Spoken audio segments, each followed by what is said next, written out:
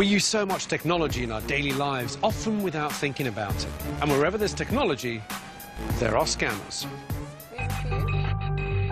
As 20-year-old hostel manager Amanda found out, to her cost. I come from a place called Mount Gambier. It's in South Australia. It's the border of Victoria and South Australia, basically. I had a bank card with a little credit union in my hometown. When I finally got a job, I got a UK bank account as well. Just as soon as I started using that one, I never even thought to look at my Australian one. Because she rarely used her Australian card and so never checked her bank statements, she was making herself vulnerable to the scammers. One morning I woke up at 3 a.m. and just thought I need to check my bank account. I looked through and realised that the card was being used where I hadn't even been. Scammers were somehow managing to withdraw money from her Australian account at various ATMs around London, but without using her card. They took about roughly $2,500 from me. I was so stressed out and so, destroyed. I had 4 jobs just to save up this money. I felt absolutely helpless.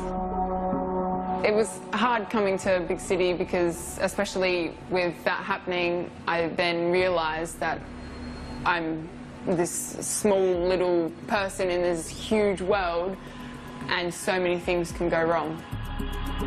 Despite the stress it caused, and after a lengthy investigation, Amanda got most of her money back. But how was it possible that the scammers cleaned out Amanda's account without her knowing? This is Senior Fraud Prevention Officer Tony Blake, who works for the dedicated Cheque and Plastic Crime Unit. It's an odd thing to carry around. He's brought a dummy ATM along, rigged with the gear used by scammers. £180 billion a year is withdrawn from ATMs in the UK, and £27 million worth of that goes to fraud on UK cards at UK. So it's a significant amount of money. People need to be, careful when they use ATMs. They need to be careful and make sure that they're doing the right thing. We're going to ask Amanda to use Tony's machine to see if we can get to the bottom of how she was scammed. Well, look, we've got something set up here for you that I think will be very helpful. Excellent. We've got an ATM machine here that is very special. Okay. It's not connected to the bank. Yeah. It doesn't have any cash in it. Yeah. But it's here for your benefit. I want you to take your card out. Okay. And use it just like you would a normal ATM machine. Sure. Enter your PIN. I'll look away. What if I was to tell you that by using the ATM just like you did right now, I've got everything I need to empty your account? Look down here. Can you see this tiny, very small hole there? Just here. Oh, yeah. That's a camera. Okay. That looks down on the PIN, and because you didn't cover it, I know exactly what your PIN number was. Here, that slot that looked very realistic actually has this on it. Now, this is a card reader.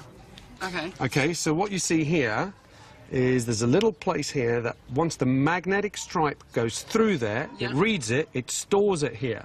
And what happens now is we can create a brand new card. We can clone your card, we've got your PIN, and we can start using it. Jeez. So I think that this is probably what happened to you a couple of years ago. Using an ATM the way you did just now leaves you vulnerable to the same kind of scam. Yeah. You have to change your behaviour. Yeah. So what would be the first thing that you would do? Cover my PIN. Cover your PIN. Covering your PIN doesn't stop them from cloning your card, okay? But a cloned card without a PIN is much harder to use. Yeah. Time to introduce Amanda to Tony. Amanda, I'd like you to meet my friend Tony. Tony, this is Amanda. Have a seat. Now, I want you to have a look at what goes on behind the scenes with a scam like this, okay? Because maybe looking at it from a different angle will drive the point in of what you should do. You've seen what happens when you use it. Tony's going to show you what we can do with that information. We fitted a card reading device to the card throat itself, and what that does is that captures the magnetic stripe data off the back of your card. And using that data, your card data, I've been able to make up another card. Jeez. This is an exact replica of your card. And just to prove the point, since we're in a restaurant, we're going to buy a cup of coffee using your card, if that's okay with you. Sure. Okay, now we've got permission from the shop to use their machine. Okay. So I'm going to grab that and we'll see if this works. And I'm Okay. hoping that the shock will make you think twice before you use an ATM machine Yeah. without covering your PIN. I hope so. Swipe it through. Done. Okay? So look, there's your card number, your expiry date. It says that it was swiped, okay, and this all came off this card, Yeah. which took Tony less than a minute to make. Can't believe it.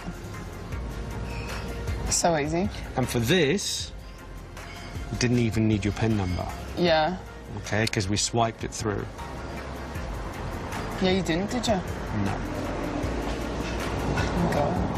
Which means you need to be extra Yeah. vigilant. You need to cover your PIN, Cover my pin. but also you need to make sure that the machine that you're using doesn't have Yeah. any stuff attached to it. So just give it a good look. Yeah, definitely. What I've learnt just now is amazing, is how quickly that someone can steal your information and steal all your money, and how easily it can be avoided by covering your PIN, checking the ATM machine, and checking bank statements.